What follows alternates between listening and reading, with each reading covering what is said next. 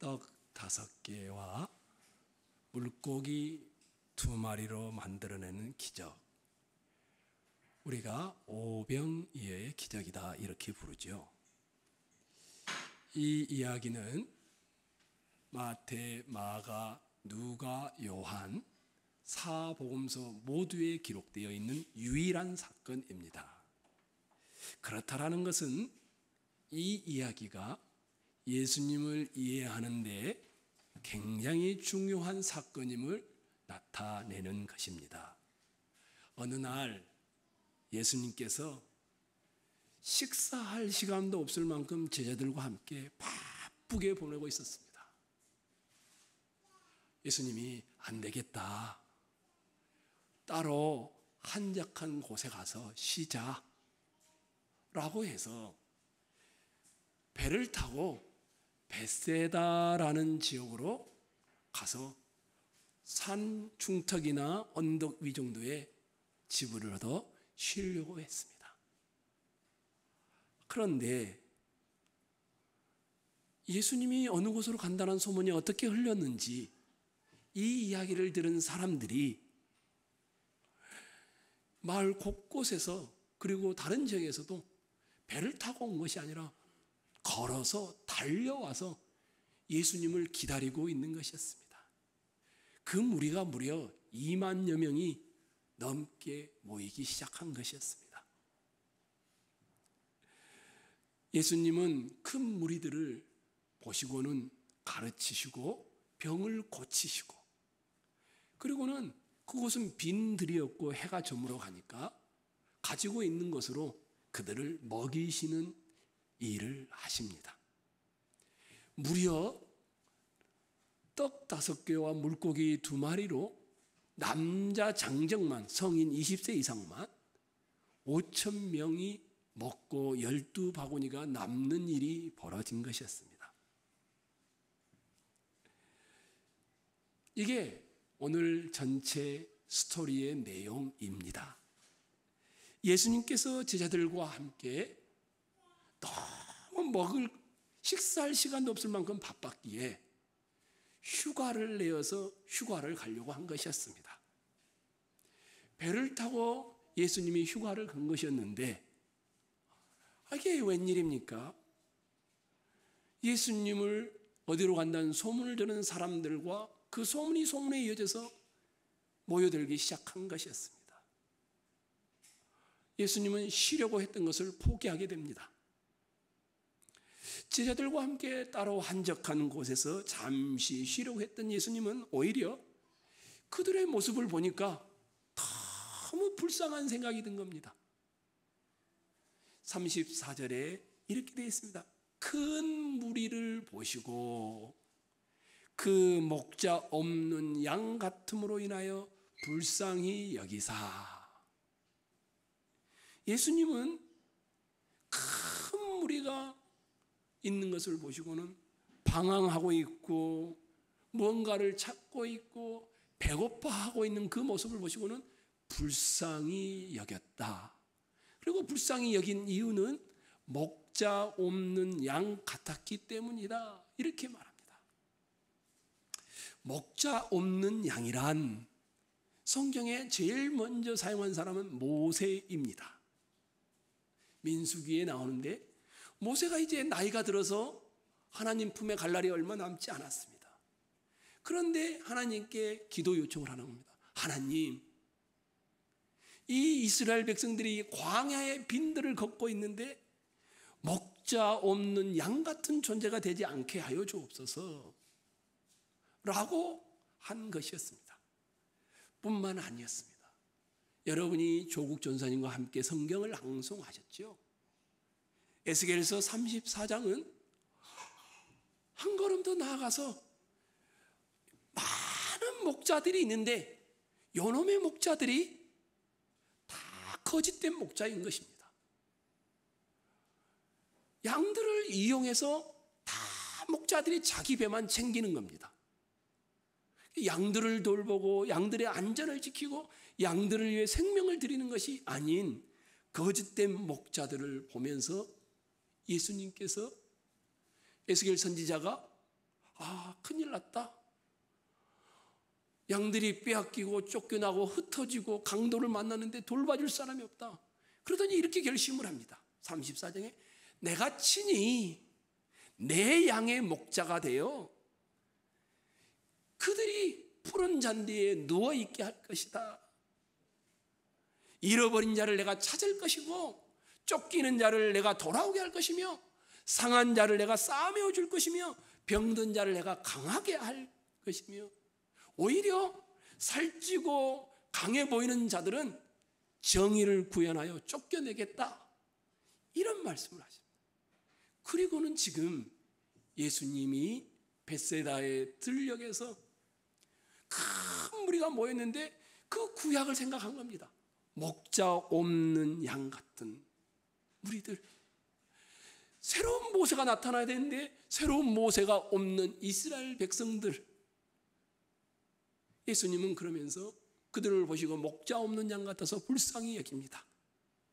예수님이 목자임을 드러내는 것이었습니다. 그것도 선한 목자임을 드러내는 것이었습니다. 더 나아가 불쌍히 여기는 목자임을 드러내는 것이었죠. 긍휼히 여기는 목자로서 불쌍히 여기는 목자이신 예수님이 첫 번째 하는 일은 34절 끝부분을 여러분이 눈으로 보십시오. 뭐라고 되어 있나요? 이에 여러 가지로 가르치시더라. 가르침으로 드러났지만 사실은 요한복음에는 이 가르침 안에는 정말 티칭하는 그 가르침뿐만 아니라 병든 자를 낫게 하는, 그래서 하나님 나라와 예수님이 누구인지를 보여주는 이 가르침도 함께 포함되어 있었습니다. 어찌됐든 예수님은 불쌍히 여겨서 그들에게 가르치고 병을 치료해 주는 일을 먼저 하십니다. 이 일을 얼마나 열심히 하셨는지 시간이 지나가는데 시간이 지나간 줄 모릅니다. 35절에 보면 때가 저물어 가매 어두운 컴컴해진 겁니다. 게다가 사람들이 배에서 꼬르륵 꼬르륵 소리가 났는지 제자들이 직감을 하고 예수님에게 와서 묻습니다. 예수님, 선생님, 여기는 빈들입니다. 날도 저물어 갔습니다. 빨리 마을로 보내서 뭔가를 사먹게 하소서. 시간적으로 많이 흘렀습니다. 공간적으로는 빈들입니다. 저들이 저렇게 방황해 두시면 큰일 납니다. 제자들이 충언을 한 것이었습니다. 제자들의 판단력은 지혜로웠고 상황 판단이 굉장히 뛰어났고 정확한 것이었습니다. 그러나 긍휼의 목자이신 예수님은 목자 없는 양 같은 그들을 불쌍히 여기시면서 37절의 전반부의 말씀을 하는 것입니다. 뭐라고 되어 있을까요? 너희가 먹을 것을 주라. 그리고 실제로 그들은 반론을 제기하지만 결국은 예수님은 제자들을 통하여 목자 없는 양 같은 그들에게 먹을 것을 제공해 주게 되어집니다. 여러분에게 이렇게 질문을 하려고 합니다. 왜 예수님은 쉬려고 했던 자기만의 시간을 식사할 시간도 없을 만큼 그렇게 분주했던 자기의 삶을 내려놓고 조용히 있으려고 했는데 무리들이 모여오니까 그들에게 다시 가르침과 병고침을 합니다. 왜 그랬을까요?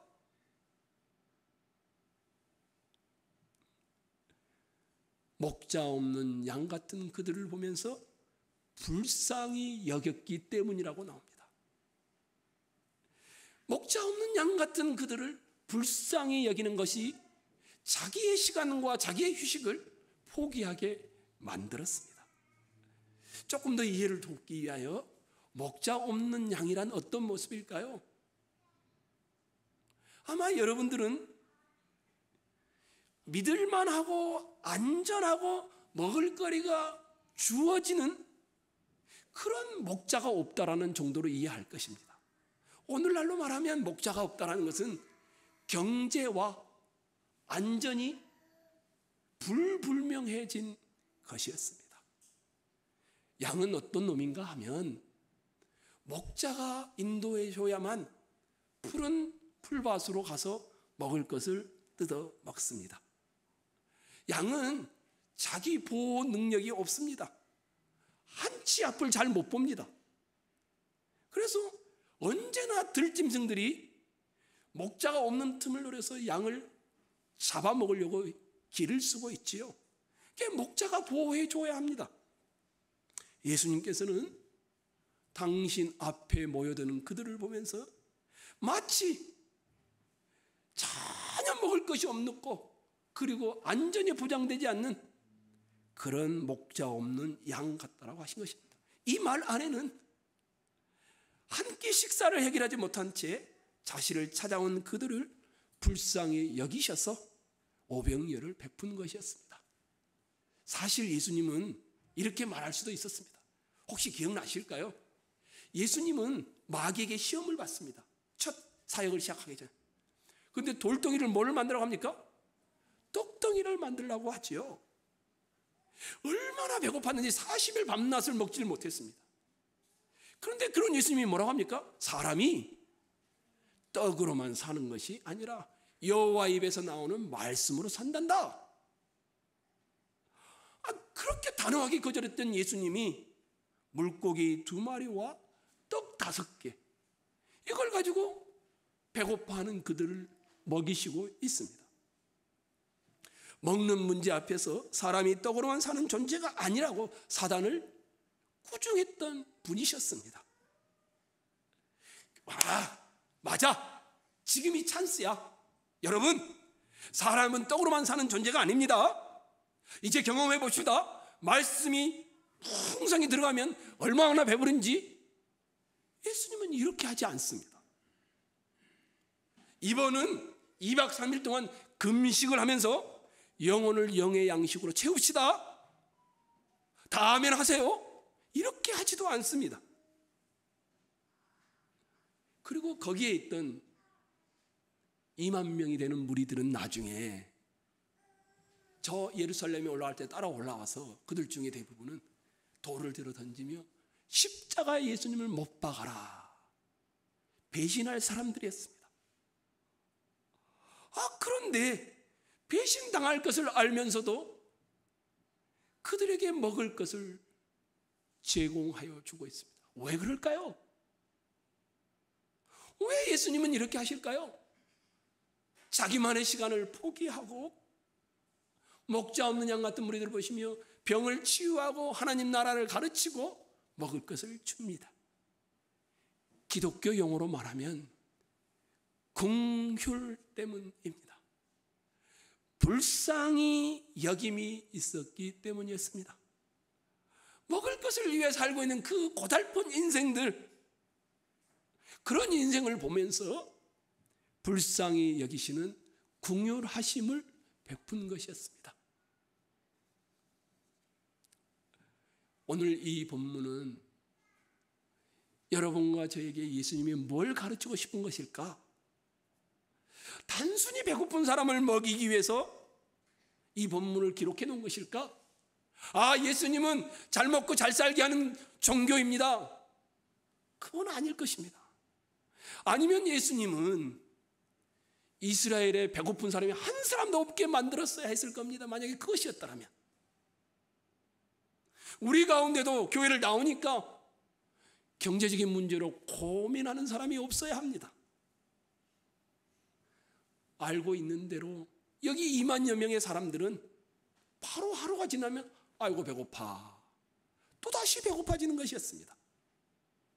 그렇다면 예수님은 이 떡 5개와 물고기 2마리로 장정만 5,000명이 먹이는 이 사건을 통하여 우리에게 뭘 보여주고 싶은 것일까?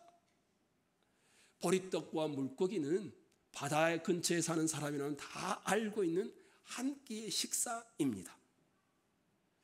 그 힌트를 저는 얻을 수 있었습니다. 39절로 40절입니다. 읽을까요? 읽겠습니다. 시작.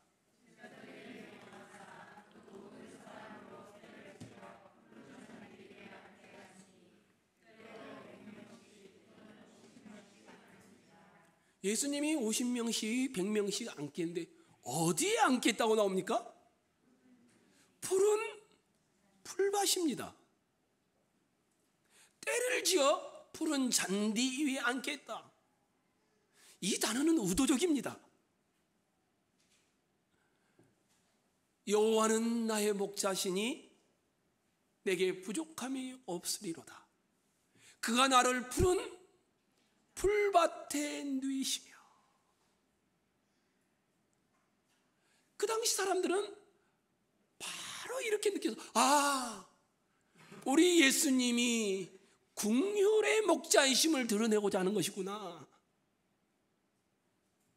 예수님은 어떤 목자인가?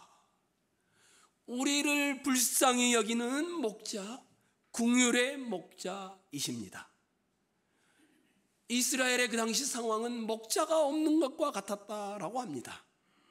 많은 목자들이 있었지만 참 목자가 없었지요.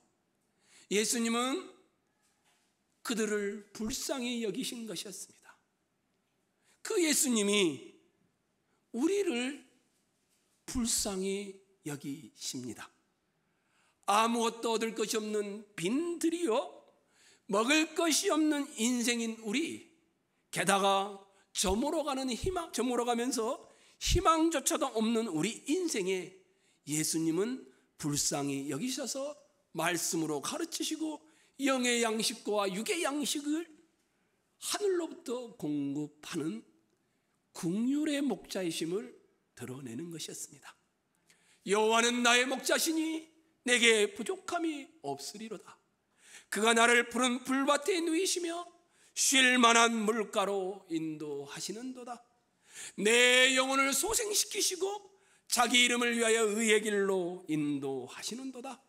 내가 사망의 음침한 골짜기로 다닐지라도 해를 두려워하지 않을 것은 주께서 나와 함께 하심이라.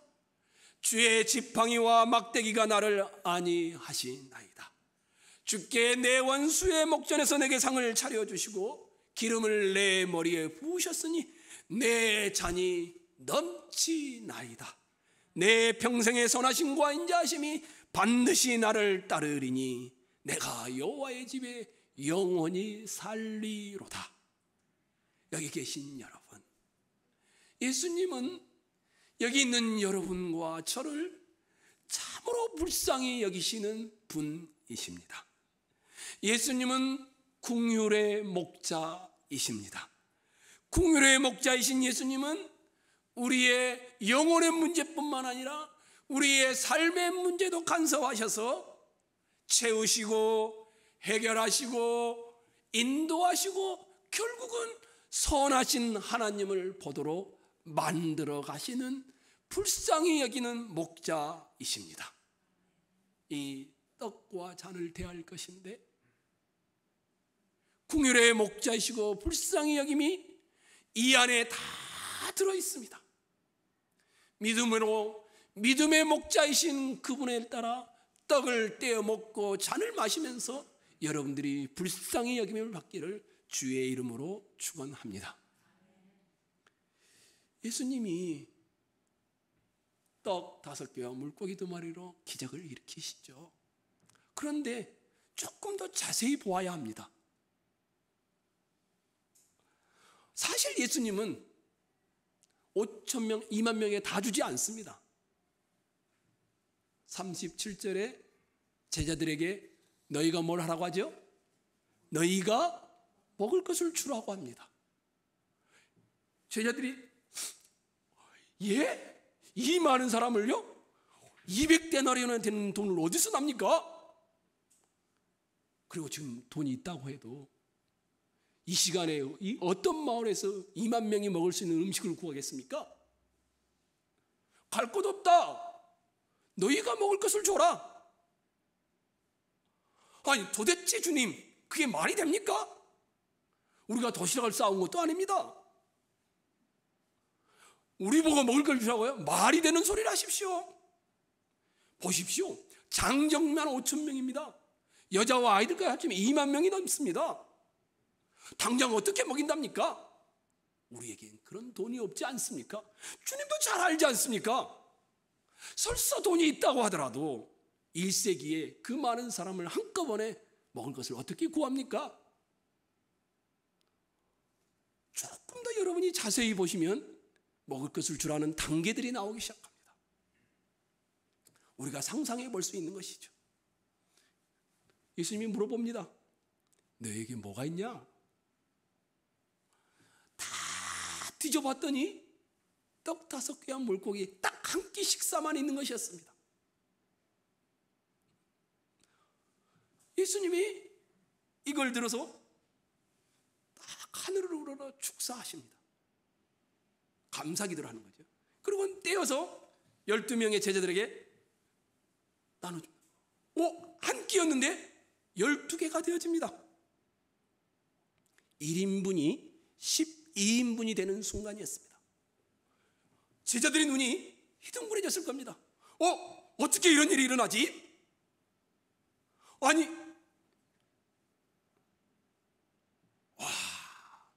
역시 우리 주님이시야. 아마 감탄사도 나왔을런지 모릅니다. 그런데 예수님이 그 다음 말이 더 중요합니다. 50명, 100명씩 다 앉게 해라. 푸른 풀밭 위에. 그리고는 나누어졌던 그 1인분이 12인분이 됐던 것을 너희가 나누어 주어라. 이 1인분의 떡과 물고기를 든 이 제자들은 흩어져 있는 사람들에게, 그룹핑에 있는 사람들에게 다가갑니다. 나눠주기 시작합니다. 예수님이 자신들에게 나눠줄 때처럼 제자들이 떡을 다른 사람에게 나눠주기 시작하는 것이었습니다.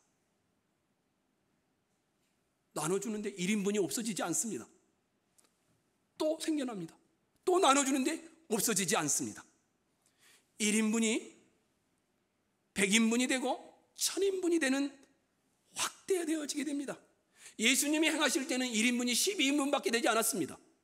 제자들이 행할 때는 1인분이 100인분, 1000인분이 되기 시작한 것이었습니다. 만약에 이렇게 상상하지 않으면 우리는 불가능합니다. 왜냐하면 가장 배고팠을 시기입니다. 앞에다 싸놓고 다 와서 먹으시오. 아비규환이 이루어졌을 것입니다. 서로 먼저 먹겠다라고, 서로 많이 가져가겠다라고 아비규환이 됐을 것은 상상해 보게 되어집니다. 그러니 이 기적은 예수님께서 제자들에게 먼저 작은 기적을 행한 것이었습니다. 제자들이 나아가서 사람들에게 큰 기적을 행하게 되어지는 형태로 단계가 이루어져 있습니다. 떡과 물고기를 받아든 제자들을 한번 상상해 보십시오. 군중들에게 가는 거리가 뭐 그렇게 길었겠습니까? 짧은 거리였을 겁니다. 별 생각이 다 났을 겁니다. 그래, 주님은 그럴 수 있지. 이걸 나보고 나눠주라고? 나는 그럴 만한 능력이 없는데, 나는 이런 기적을 행할 만한 능력자가 아닌데, 내가 이 떡을 나눠주면 주님이 행했던 것처럼 그런 일이 일어날까?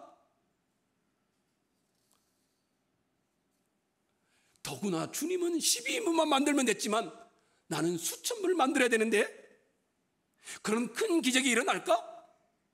과연 될까? 갈등이 있을 것입니다. 그런데 그 엄청난 기적이 그들이 발걸음을 떼어서 제자들이 손을 들고 와서 사람을 나누어주기 시작하자 일어나기 시작합니다. 진짜 되네? 어떻게 하나가 2개가 되지? 어떻게 2개가 4개가 되지? 제자들은 그 순간에 다시 떠올렸을 것입니다. 너희가 먹을 것을 나눠줘라. 처음에는 알아듣지를 못하고는 반발했습니다. 아니 선생님, 그게 말이 됩니까? 도대체 우리 보고 뭘 어쩌란 말입니까? 의아해하고 불평하고 컴플레인을 했습니다. 그런데 나누어주면서 그때서 이해하기 시작합니다. 어쩌면 그들의 마음에 조금 신났을런지도 모릅니다. 그래서 주님이 이렇게 말씀하셨구나. 여기는 들판이고 저물어 가는데 그냥 있으면 어찌합니까? 사람들을 보내서 뭐라도 사먹게 해야죠 라고 했던 그들의 아주 똑똑한 충언이 무지몽매한 충언이었음을 알아가는 순간이었을 것입니다. 그런데 이것이 끝이지 않죠. 제자들은 결정적으로 너희가 먹을 것을 주라, 이 뜻을 되새긴 것이었습니다. 예수님이 왜 우리에게 이런 말씀을 하셨을까? 그러면서 너희는 세상에 작은 목자로 있으라는 소리였구나. 오병이어 사건이 백성에게 단순히 떡을 주기 위함이 아니라 예수님이 그들의 목자라는 사실을 알려주기 위한 것이라면, 제자들은 자기의 떡을 나눠주면서 우리는 예수님의 말씀에 순종하여 우리 가진 떡을 나눠줄 때 세상의 목자가 되는구나. 너희도 나와 같이 참 목자의 길을 하는 말씀으로 알아듣지 않았을까요? 너희는 세상의 목자이다. 예수님께서 사람들을 목자 없는 양 같은 것을 보시고 불쌍히 여겼듯이 제자들도, 그리고 오늘 주님의 뒤를 따르는 우리도 다른 사람을 긍휼히 여기는 말씀으로 받아들였습니다. 너희가 먹을 것을 주라.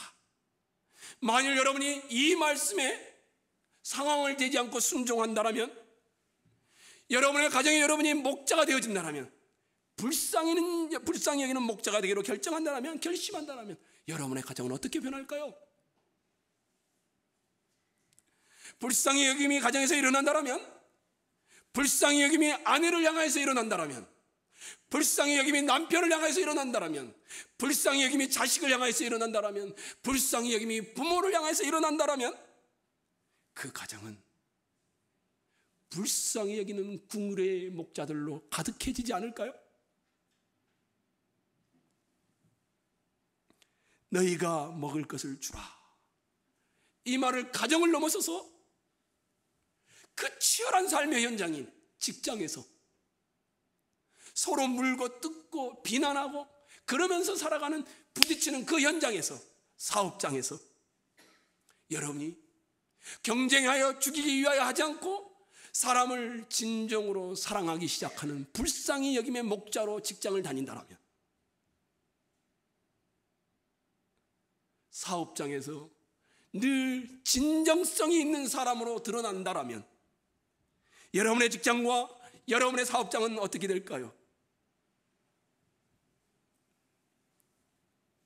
1955년도 어느 가을, 미국의 오레곤 주의 유게네라고 하는 작은 시골 마을에 여러 농부들이 살고 있었습니다. 이 마을 사람들은 모두 다 농사를 짓고 있는 사람들입니다. 어느 날 그 마을 회관에 공연단이 와서 위문 공연을 하면서 영화를 상영하는 것이었습니다. 그 영화는 전쟁에 관한 영화였습니다. 이름도 모르는 동방의 한 작은 나라에 전쟁이 일어나 민간인이 100만 명이 넘게 죽었고, 수많은 고아들이 방황하고 있다라는 것이었고, 먹을 것이 없어 죽어가고 있다는 내용의 영화였습니다. 다큐 영화였죠. 그 영화를 보고 그 마을의 한 부부가 감동을 받습니다. 남편이 집에 와서 아내에게 대화를 합니다. 여보, 우리가 그곳에 아이들을 입양할까? 그러자 아내가 이렇게 대답을 하지요. 우린 농사꾼이잖아요. 우리가 어떻게 그들을 먹여 살릴 수 있겠어요? 시간이 좀씩 지나갑니다. 하나님이 점점 그 마음에 부담을 줍니다. 너희가 먹을 것을 주라. 결국은 그 부부는 합의하여서 가지고 있는 논에 반절을 팔아서 이름도 한번 들어보지 못했던 한국이라는 곳에 와서 8명의 고아들을 입양해서 자기 집으로 데려갑니다. 그 영화를 함께 왔던 마을 사람들이 그 부부를 보면서 마음에 감동을 받습니다. 그리고 8명은 아니지만 자신들도 키우겠다라고 나서기 시작합니다. 시간이 흘러가면서 이 부부는 결국 나머지 논도 다 팔아서 다시 한국에 와서 아이들을 입양하고 자신의 일을 농사꾼이었는데 아이들을 입양하는 일에 전 인생을 헌신하게 되어집니다. 이 일로 인해서 무려 한국의 고아들 중에 6만 6천 명이 고아들이 이 미국 땅에 입양되어지게 되어집니다. 그 부부의 이름이 해리 홀트라는 남편과 아내입니다. 홀트 부부입니다. 오늘날 홀트 아동복지의 설립자인 것이었습니다. 만약 그들이 입양하지 않았더라면 6만 6천 명의 아이들은 어떻게 되었을까? 아마 상상만 해도 사회에 큰 부담이 되었을 것입니다. 미국으로 건너간 대부분의 아이들은 그리스도인 가정에서 자라났고 미국 한인 기독교의 굉장한 추석과도 같은 일들을 맡게 되었다라고 들었습니다. 이 해리 홀트라는 농사꾼은 고등학교를 제대로 나오지 않는 사람입니다. 재산도 그에게 많지도 않습니다. 단지 그는 보리떡 5개와 물고기 2마리를 가진 자신의 것을 너희가 먹을 것을 주라, 이 말에 순종하여서 고아들을 입양한 것이 첫 출발이었습니다. 그를 통해 수많은 고아들을 먹여 살리시는 오병이어의 기적이 일어나게 된 것이었습니다. 여기 있는 여러분과 저는 약합니다. 우리 힘으로는 우리 가정도 제대로 세울 수 없을 만큼 약합니다. 그런 우리가 무슨 사회를 변화시킬 수 있겠습니까? 그러나 내가 가지고 있는 그것으로, 내가 있는 그 현장에서 목자 없는 양 같은 사람들을 불쌍히 여김으로 보리떡 5개와 물고기 2마리를 나누어 주기 시작한다라면 하나님은 그곳에 제2의 제3의 오병이어의 기적을 일으키실 것입니다. 사랑하는 성도 여러분, 불쌍히 여기는 사람이 이 시대에 가장 필요로 하지 않겠습니까? 위대한 일을 하자는 일이 아니고 가지고 있는 것으로 출발하여 너희가 먹을 것을 나누어 주라.